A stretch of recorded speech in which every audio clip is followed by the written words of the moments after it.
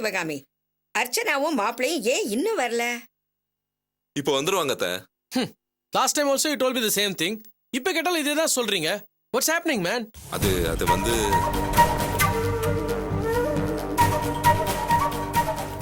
Come on tell me. கிளம்பி வரும்போது அர்ச்சனாக்கு உடம்பு சரியில்லாம போயிடுச்சான். ஹாஸ்பிட்டல் கூட்டு போயிருக்காரு. ஃபோன் பண்ணாரு, வந்துட்டு இருக்காங்களாம்.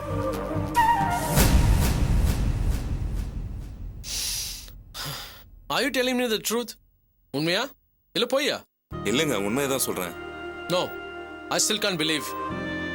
I think he still has that vengeance on me. அவர் இன்னும் பழச மறக்கலன்னு நினைக்கிறேன். அதனால தான் என்னை இன்சல்ட் பண்றதுக்காகவே இந்த மாதிரி பிளான் பண்ணி வராம இருக்காங்க. ஐயோ, அப்படிலாம் இல்லைங்க மாப்பிள்ள. நீங்க எதுவும் தப்பா நினைச்சுக்காதீங்க. எப்படி நினைக்காம இருக்க முடியும்? அன்னைக்கு ஹோட்டல் கூப்பிட்டு போ வாசல் வரைக்கும் வந்து உள்ள வராம என் ஃப்ரெண்ட்ஸ் மேல இன்சல்ட் பண்ணாரு. இன்னைக்கு இங்க வராம இன்சல்ட் பண்றாரு. வீட்டோட மூத்த மாப்பிளையும் பொண்ணும் இப்படி ஒரு முக்கியமான ஃபங்க்ஷனுக்கு வரலன்னா அவங்க இன்னும் பழச மறக்கல தானே அர்த்தம்? இல்லைங்க, உண்மையாவே அர்ச்சனாக்கு உடம்பு சரியில்லையா. ஹாஸ்பிட்டல் தான் போயிருக்காங்க. நம்புங்க. ஆமாங்க, செல்வமும் அர்ச்சனாவும் அப்படிப்பட்டவங்க இல்ல. நல்ல நேரம் போறதுக்குள்ள தட்டை மாத்திக்கோங்க, அவங்க வந்துருவாங்க.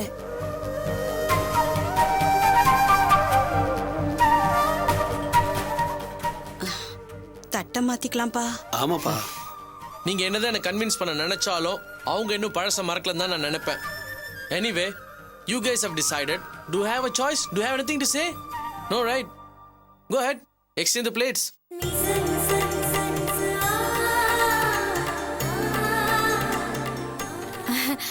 அவரே சொல்லிட்டாரே, அப்புறம் என்ன? தட்டை மாத்திக்கோங்க. மாத்திக்கலாமா? சதமானம் பவதி சதாஜ புருஷ சதேந்திரஜாஜுஷேவேந்திரஜே பிரதிதிட்டதி தனம் தானியம் பசும் பகவத்ர லாபம் சதசம்வத்சரம் தீர்க்கமாயு. குடுங்க ரோஜனோ ரோஜமான சோபன சோபமான கல்யாண நிச்சயதார்த்த சுப முகூர்த்தோஸ்து சுப்ரதிஷ்டிதமஸ்து.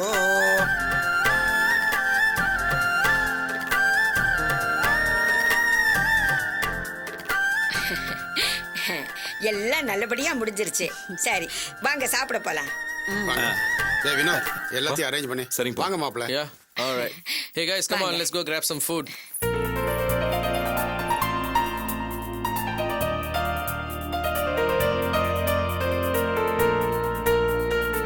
அம்மா, அந்த குத்து விளக்க பூஜை ரூம்ல கொண்டு போய் வைங்க.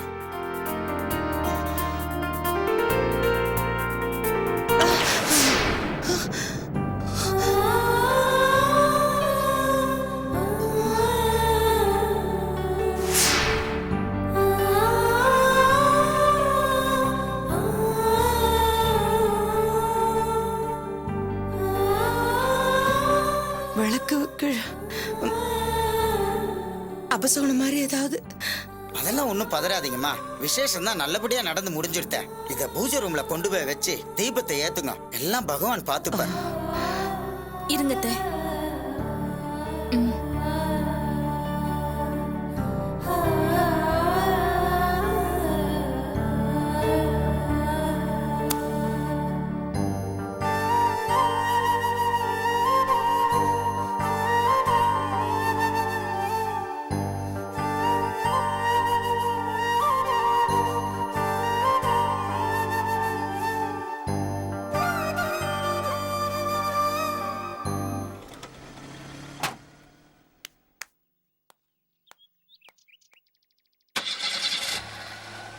வேணா ஒரு ட்ரையல் போயிட்டு வாங்க சார். தேவையில்லைப்பா, நீ ஸ்டார்ட் பண்ணதுல நல்ல கண்டிஷனாக இருக்குன்னு தெரியுது. நல்ல வேலைக்காரன் தான்ப்பா நீ. எடுத்து வை, வந்துடு. சரி. எவ்வளோப்பா? என்ஜின் உள்ள நிறைய வேலை பார்த்துருக்கேன் சார். சரி, 4300 ஓகேப்பா. அண்ணி வாங்கண்ணே.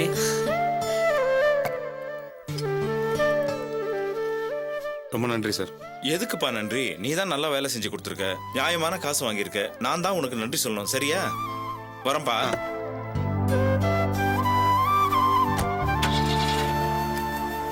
இந்தாங்க, 2 பேரும் போய் சாப்பிட்டு வந்துருங்க. டேய் வாடா. இந்த அர்ச்சனா, நான் போய் கை கழுவிட்டு வரேன். எவ்வளவு இருக்கு? 4200.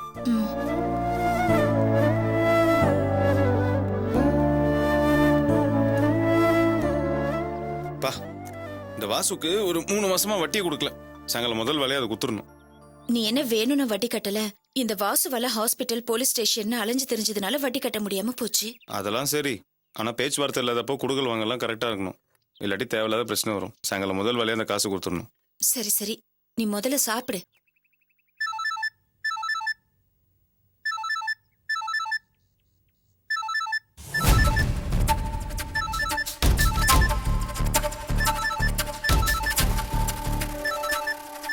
உங்கள் வீட்டிலேருந்து தான் காலையிலேருந்து நிறைய தடவை ஃபோன் பண்ணிட்டாங்க.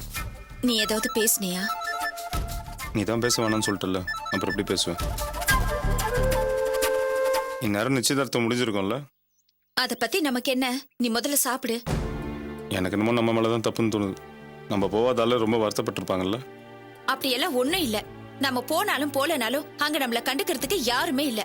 சும்மா அத பத்தி நினைச்சிட்டு இருக்காத, முதல்ல சாப்பிடு. நம்மளை கண்டுக்காதவங்களா இருந்தால் இவ்வளோ தடவை ஃபோன் பண்ணுவாங்களா? ம்ம். வந்தவங்க நம்மள பத்தி கேட்டிருப்பாங்க, அவங்களுக்கு பதில் சொல்லணும்ல, அதுக்காக தான் இத்தனை போனு. என் மேல பாசம் இருந்தது, அக்கறை இருந்ததெல்லாம் அந்த காலம். எங்க அப்பா கூட எங்க அம்மாவோட பேரசைக்கு மாறிட்டாரு. இப்ப எதுக்கு அவங்கள பத்தி? நீ பேசாம சாப்பிடு.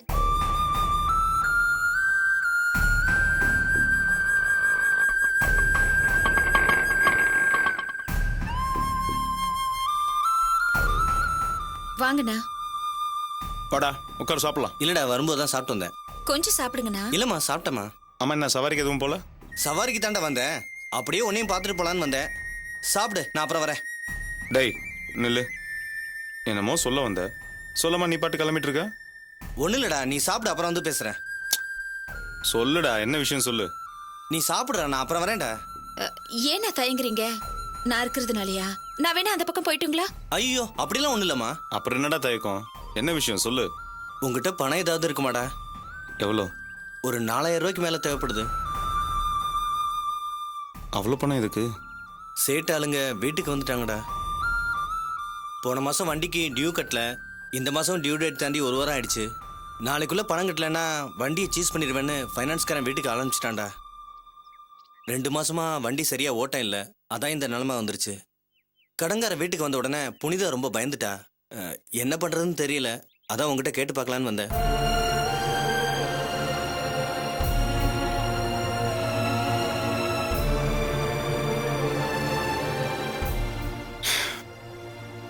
இப்போதான் ஒரு கஸ்டமர் வந்து 4000 ரூபாய் கொடுத்துட்டு போனாரு. வாசுக்கு வட்டி இந்த 3 மாசமா நான் தரல. சரி, இந்த காசை அவனுக்கு கொடுக்கலான்னு நினச்சேன். ஆனால் உன் கஷ்டம் இன்னும் மோசமாக இருக்கே. சரி, வாசுக்கு நான் அப்புறம் கொடுத்துக்கிறேன். நீ அந்த பணத்தை எடுத்துக்கோ. அஷ்டம் அந்த பணத்தை கொடு. ஏய் இல்லடா, நீ முதல்ல வாசு மேட்டரை பாரு, அதான் முக்கியம். டேய், அறிவு கட்ட மாதிரி பேசிட்டு இருக்க. பணம் கட்டாமல் ஆட்டோ தூக்கிட்டு போயிட்டு அப்புறம் எப்படி தொழில் பண்ணுவேன்? வாசுக்கு நான் வேற ஏதாவது ஏற்பாடு பண்ணிக்கிறேன். நீ இதை எடுத்துக்கோ, குடுமா. ஏய், இந்தாங்கண்ணா. ஆட்டோ அவன் தூக்கிட்டு போனா போட்டுண்டா, வாடகை ஆட்டோ வச்சு ஓட்டிக்கிறேன். நீங்க முதல்ல இதை புடிங்கண்ணா. இல்லம்மா, சொன்னா கேளுமா. டேய், டேய் புடி. வேணாண்டா. டேய் சொன்னா கேளு, புடி. இந்தா வாடகை ஆட்டோ ஓட்டுறான். ஆட்டோ தூக்கிட்டு போயிட்டா அப்புறம் என்ன பண்றது? சரிடா மச்சான். நீ எதுக்கு சாரி சொல்ற? நியாயமா நான் தான் சாரி சொல்லணும். ஏன்னா இந்த நிலைமைக்கே நான் தானே காரணம். எனக்காக தானே நீ வண்டி அடமான வச்ச. இது பார், இனிமே மாசம் மாசம் இந்த டியூ கட்டுற தேதி வந்து எனக்கு கொஞ்சம் ஞாபகப்படுத்து, புரியுதா? சரிடா, நான் வரேன்டா. ம். நான் வரேம்மா. வாங்கண்ணா.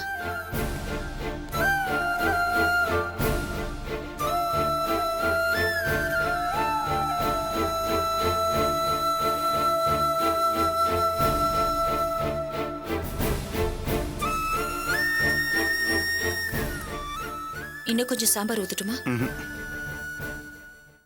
என்ன வக்கீல, இன்னும் ஏன் எங்க அம்மா வெளியே கொண்டு வர முடியல? கஞ்சா கேஸ் தீனா, அவ்வளோ ஈஸியா பெயில் கிடைக்காது. இத சொல்றதுக்கா நீ லா படிச்ச? து. தடா பொடால அரெஸ்ட் பண்ணவங்க எல்லாம் வெளியே கொண்டு வந்துட்டாங்க. ஆஃப்டர் ஆல் ஒரு கஞ்சா கேஸ் எங்க அம்மா வெளியே கொண்டு வர முடியலையா? இதெல்லாம் செய்ய முடியல, வக்கீல்னு வந்துட்டேன். டென்ஷன் ஆகாத தீனா, கஞ்சா கேஸுக்கு ஃபர்ஸ்ட் டைமே ஜாமீன் கிடைக்காது. 2-3 தடவை ஃபைல் பண்ணணும், அப்பதான் கிடைக்கும். எனக்கும் கஞ்சாவுக்கும் சம்பந்தம் இருக்கு, ஆனா எங்க அம்மாவுக்கும் கஞ்சாவுக்கும் சம்பந்தம் இல்ல. இது எல்லாமே அந்த சிவகாமியுடைய வேலை தான். அவதான் ஆப்பிள்ல கஞ்சாவை வச்சு எங்க அம்மாவை மாட்டி விட்டுருக்கா. சிவகாமி அம்மா தான் பண்ணாங்கிறதுக்கு கோர்ட்ல எவிடன்ஸும் ஆதாரமும் வேணும். அப்பதான் கோர்ட்ல எடுபடும். நீங்க அதை விடுங்க. அடுத்த ஹியரிங்ல உங்க அம்மாவை ஜாமீன்ல எடுத்துறேன். எடுத்துறேன்ல, கண்டிப்பா வெளியே எடுக்கிற. கண்டிப்பா எடுத்துருவேன் தீனா. ஆ. நான் கிளம்பட்டுமா தீனா? கிளம்பு கிளம்பு. நான் கிளம்புறேன் தீனா. அதான் கிளம்புன்னு சொல்றேன்ல. தீனா, கொஞ்சம் பணம். பணம் தானே? ஆ. சரி, போங்க, கொடுத்து அனுப்புறேன். சரி கிளம்பு, நீங்க பேசிட்டு வாங்கம்மா. ஜெயந்தி, நீ எதுக்கும் கவலைப்படாத. வக்கீல் திறமசாலி இந்த தடவை கண்டிப்பா அம்மாவை ஜாமீன்ல எடுத்துருவாரு. அப்புறம் எதுக்குன்னு அவர் அந்த புடி புடிச்ச? அவர் அப்படி இப்படின்னு பிடிக்கலன்னு வையே, பைசா காட்டி போடுவாரு. இப்ப கூட பார்த்தல, பைசா கேட்டு போறாரு. சரி, அதை விடு. உன் விஷயம் என்னாச்சு? ஒரு வழியா திட்டம் போட்டு அர்ச்சனாவையும் செல்வத்தையும் காவியோட நிச்சயதார்த்தத்துக்கு வரவிடாம தடுத்து நிறுத்திட்டேன். என்ன, என் மாமியார் தான் கொஞ்சம் கவலைப்பட்டா. மகளை காணுமே மருமகனை காணுமேன்னு துடிச்சு போட்டா. துடிக்கணும், நல்லா துடிக்கணும். ஆமா, இப்படி 2 சைடும் கேம் ஆடுறிய. என்னைக்காவது ஒரு நாள் உண்மை தெரிஞ்சு மாட்டீங்கன்னா என்னென்ன, உன் தங்கச்சி அவ்வளவு சாதாரணமா நினைச்சிட்டியா? நான் ஒன்னும் மாட்ட மாட்டேன். அந்த அளவுக்கு சாமர்த்தியமா காய நகர்த்திருக்கேன். உன் மாமியார பழி வாங்குறதுக்காக காவியாவையும் அர்ச்சனாவையும் பிரிச்ச நல்ல விஷயம்தான். அதே நேரத்துல உன் புருஷனும் குழந்தையும் முக்கியம். அத ஞாபகம் வச்சுக்கோ. இந்த ஒரு காரணத்துக்காக தான் நான் அதிரடியா இறங்காம இருக்கேன். இல்லனா அந்த சிவகாமியெல்லாம் தூசு. அந்த சிவகாமி எப்படி கிரிமினலா யோசிச்சு நம்ம அம்மாவை பழி வாங்கினாலோ, அவளையும் அதே மாதிரி பழி வாங்கணும். அவ கிட்ட இருந்து அவ பிள்ளைங்களை ஒவ்வொருத்தரா பிரிச்சு அவ துடிச்சு கதறத நான் பார்க்கணும். அண்ணே, அதெல்லாம் நான் பாத்துக்கிறேனே, நீ கவலைப்படாத. சரி, நீ கிளம்பு. அம்மா பார்த்து தைரியமா இருக்க சொல்லு. சரிண்ணே, நான் கிளம்புறேன்.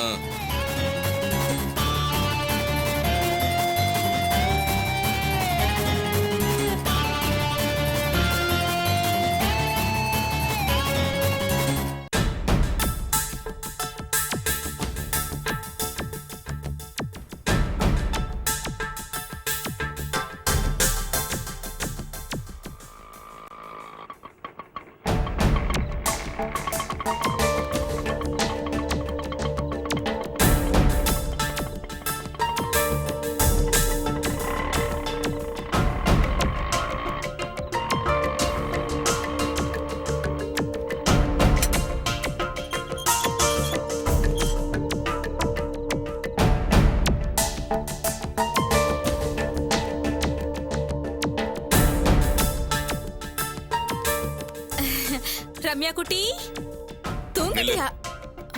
எங்க போயிட்டு வர? அது வந்துங்க, கேக்குறேன்ல, சொல்லு. ஃப்ரெண்டு வீட்டுக்கு.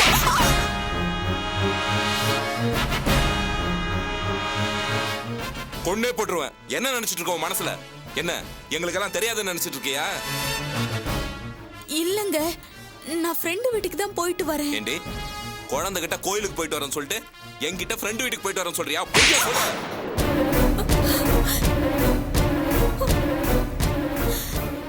நீ எங்க போயிட்டு வரேன்னு நான் சொல்லட்டுமா?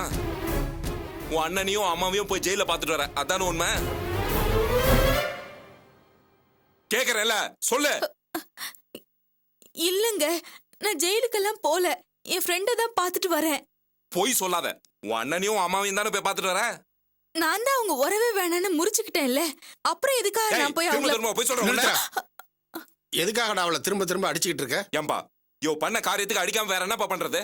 சரிடா, என்ன இருந்தாலும் பெத்த அம்மா கூட பிறந்த அண்ணன் பாசம் இல்லாமலா போயிடும்? இன்னி கூட சொன்னாலேப்பா, இவ குடும்பத்தையே தலை முழுகிட்டான்னு. அதுக்கப்புறமா எதுக்கு நடிக்கணும்? இவளெல்லாம் சும்மா விடக்கூடாதுப்பா. ஏண்டி, ஜெயிலுக்கு போயிட்டு வந்து பொய் அடி சொல்றா உன்ன? அடிங்க, நல்லா அடிங்க, அடிச்சே கொல்லுங்க. வாழ வந்து வீடு எப்படி போனா என்னன்னு புருஷ வீட்டு பிரச்சனையில தலையிடாம ஒதுங்கி போக தெரியாத பைத்தியக்காரங்க நானு. எனக்கு வேணுங்க, இதுவும் வேணும், இன்னமும் வேணும். அடிங்க, அடிச்சே கொன்னுடுங்க. என்னடி உளற? எனக்கு ஒண்ணு பெத்த தாயை பார்க்கணும், கூட பிறந்த அண்ணனை பார்க்கணுங்கிற பாசம்லாம் எனக்கு ஒண்ணும் இல்ல. இப்ப நான் எங்க போயிட்டு வரேன்னு உங்களுக்கு தெரியுமா? அர்ச்சனா வீட்டுக்கு, உங்க தங்கச்சி வீட்டுக்கு.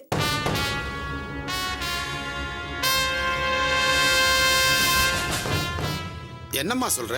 நீ அர்ச்சனா வீட்டுக்கு போயிருந்தியா? ஆமா மாமா, அர்ச்சனா வீட்டுக்கு தான் நான் போயிட்டு வரேன்.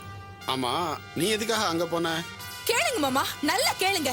நான் ஏன் அங்க போகணும்? போயிருந்திருக்க கூடாதுதான். போன பிறகு தானே தெரிஞ்சது நாங்க போயே இருந்திருக்க கூடாதுன்னு. கொஞ்சம் நஞ்சம் இல்ல, வார்த்தையால என்ன ரணப்படுத்தி அமிச்சிட்ட அர்ச்சனா. அந்த வேதனையோட நான் வீட்டுக்கு திரும்பி வந்தா இவர் என்னடான்னா அம்மாவை பார்க்க போனியா அண்ணனை பார்க்க போனியான்னு அடிக்கிறாரு, திட்டுறாரு. எனக்கு தேவைதான் இது? காவியாக்கு கல்யாணம் நடந்தா எனக்கு என்ன? அர்ச்சனாவோட வாழ்க்கை எப்படி போனா எனக்கு என்ன? பார்த்துக்கிட்டு சும்மா இருக்க வேண்டியதானே? முடியலையே, என்னால அந்த மாதிரி இருக்க முடியலையே. நிச்சயதார்த்தத்துக்கு அர்ச்சனாவும் செல்வமும் வரல. காவியாவோட மாப்பிள்ள என்னோட நிச்சயதார்த்தத்துக்கு ஏன் அவங்க வரல, என்ன அவமானப்படுத்துறதுக்காகவான்னு கேட்டாரு. இத ஒரு சாக்கா வச்சு நாளை கல்யாணத்துல எதுவும் பிரச்சனை வந்துடக்கூடாதேன்னு அர்ச்சனாவை போய் பார்த்தேன். அவளை சமாதானப்படுத்தலாமேன்னு போனேன். எனக்கு தேவைதாங்க, தேவைதான். நான் செஞ்சது தப்புதான். அர்ச்சனாவை சமாதானப்படுத்த போனியா? என்ன சொன்னா? ஐயோ, என்னால நம்பவே முடியல அத்தை. சாந்த சொரூபியா இருந்த நம்ம அர்ச்சனா ருத்ர தாண்டவம் ஆடிட்டா. அவ நம்ம பழைய அர்ச்சனாவே இல்ல அத்தை. விஷயத்த சொல்லு. ஏன் அர்ச்சனா இப்படி பண்ண? நிச்சயதார்த்தத்துக்கு ஏன் வரல? மாப்பிள்ள கூட தப்பா எடுத்துக்கிட்டாருன்னு கேட்டதுதான் தாமதம். என்ன ஒரு புடின்னு புடிச்சிட்டா.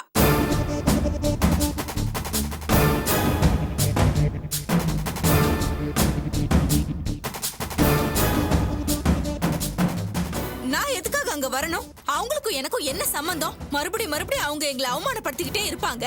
நானும் என் புருஷனை வந்து அவமானப்பட்டு போயிட்டே இருக்கணுமா? ஏன் அம்மாவுக்கு தான் மானம் சூடு சொரணை எதுவுமே கிடையாது. அந்த மாப்பிள்ள தான் வேணுங்கிறதுக்காக அவங்க எப்படி வேணாலும் வளைஞ்சு கொடுப்பாங்க. இதுக்கப்புறமும் வெக்கம் கட்டு நான் அங்க வர்றதுக்கு எங்க அம்மா மாதிரி நான் என்ன ரோஷம் கெட்டவளான்னு சொன்னாத்த. அப்ப கூட நான் சொன்னேன், அர்ச்சனா அவங்கள பத்தி அந்த மாதிரி பேசாத, அத்தை பத்தி உனக்கு தெரியும்லன்னு சொன்னேன். அதுக்கு அவ சொல்றா, நீங்க வாயை மூடுங்க, எங்க அம்மாவை பத்தி இனிமே என் முன்னாடி பெருமையா பேசாதீங்க, அதை என்னால பொறுத்துக்க முடியாதுன்னு சொன்னா அத்தை. காசு பணம்னு பல்ல இழிச்சுக்கிட்டு போற குணம் எங்க அம்மாவுக்கு எப்பயோ வந்துருச்சு. ஏன் கல்யாண விஷயத்துல ஒரு வசதியான மாப்பிள்ள அமையலையேங்கிற வருத்தம் எங்க அம்மாவுக்கு இருந்துச்சு. இப்போ காவ்யாவுக்கு வசதியான மாப்பிள்ள அமைஞ்ச பிறகு எங்க அம்மா தலை கீழே மாறிட்டாங்கன்னு சொன்னா. அது மட்டுமா சொன்னா? ஏதோ வானத்துல இருந்து குதிச்சிட்ட மாதிரி அந்த மாப்பிள்ளைய தலையில தூக்கி வச்சு ஆடுறாங்கன்னு சொன்னா அத்தை.